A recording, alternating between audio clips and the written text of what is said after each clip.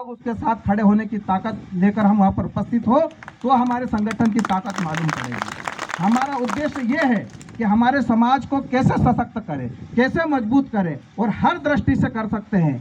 हमारे पास समाज में जितने भी हमारे लोग हैं, सब में अलग अलग प्रतिभाएं हैं, सब में अलग अलग गुण है, लेकिन उनको अवसर नहीं मिलता है, अवसर का लाभ उनको नहीं मिलता है।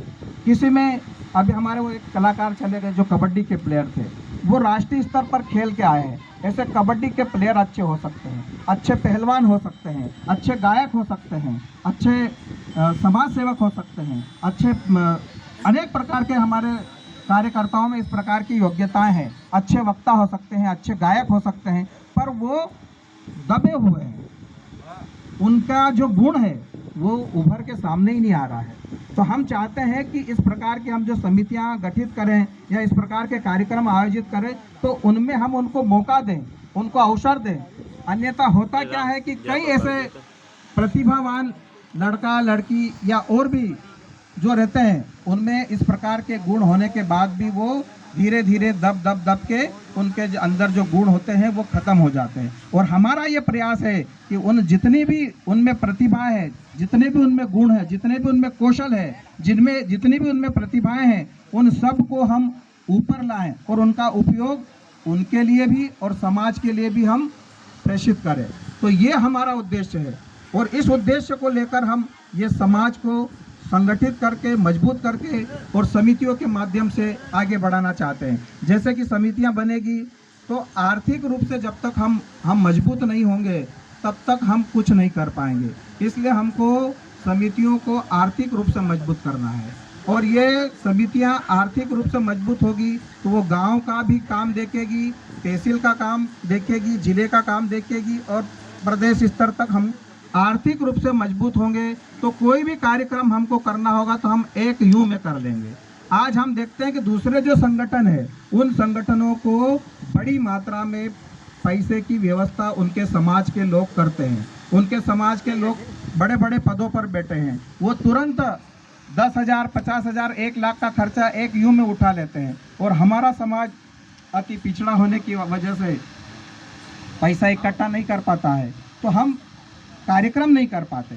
अगर हमारे समितियों के पास पैसा होगा, हमारे संगठन के पास पैसा होगा, तो बड़ा सा बड़ा कार्यक्रम एक यू में हम कार्यक्रम बनाएंगे, चाहे वो भोपाल हो या इंदौर हो या दिल्ली हो, जहां आवश्यकता होगी हम बनाएंगे। और कार्यक्रमों को करने की मेरे पास, मैं आपको बताऊं, बड़ी बात नहीं, ऐसे ऐसे कार्यक्रम करने की हमारे पास योजना है, लेकिन केवल हम आर्थिक रूप से कमज़ोर होने की वजह से उनका उपयोग नहीं कर पा रहे। नहीं तो आपने सुना होगा कि भूख हड़ताल का सुना होगा, जल सत्याग्रह सुना होगा, कई प्रकार की हड़तालों के बारे में सुना होगा। मेरे पास एक ऐसी योजना है कि अग्नि सत्याग्रह, आज तक आपने नाम नहीं सुना होगा। अग्नि सत्याग्रह एक ऐसा मेरे पास नया, किसी के भी पास दिमाग में नहीं है, केवल एक नाम बता देता हूँ, पर जब आवश्यकता पड़ेगी तो उसको कैसा करना वो हम करके पूरी मध्य प्रदेश सरकार और भारत सरकार को हिला सकते हैं। अग्नि सत्याग्रह का मेरे पास फार्मूला है, बस आप लोगों की केवल उसमें किसी को जलना नहीं है, कोई मरना नहीं है, लेकिन केवल उसका एक प्रेजेंटेशन ऐसा करना है कि पूरे भारत में हिल जाए। आज तक ऐसा कार्यक्रम किसी ने नहीं किया, तो ये पूरी तैयारी है हमारी, पर उसके पीछे मेरे साथ खड़े होने के लिए लोग तो चाहिए, उस कार्यक्रम को करने के लिए आर्थिक मदद तो चाहिए। तो ये करके हम शीघ्र ही ये सारी गतिविधियां करेंगे। तो बातें बहुत सारी है, मैं ये भी कहना चाहता हूं कि जिस प्रकार से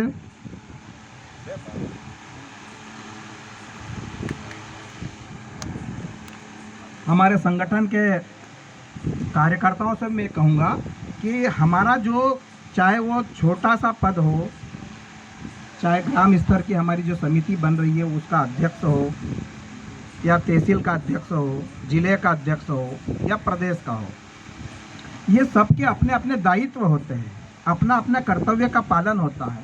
ये सबको अपने अपने कार्य मालूम होना चाहिए कि मेरा क्या कार्य है, मेरा क्या दायित्व है, और उसका एक प्रोटोकॉल रहता है। प्रोटोकॉल से तात्पर्य ये होता है कि वो किस नियम, किस हद तक वो काम कर सकता है, वो किस हद तक, उसकी सब हदें रहती है। उनका पालन करना चाहिए। जब तक ये नहीं करेंगे आपको समझ में नहीं आएगा कि क्या होता है।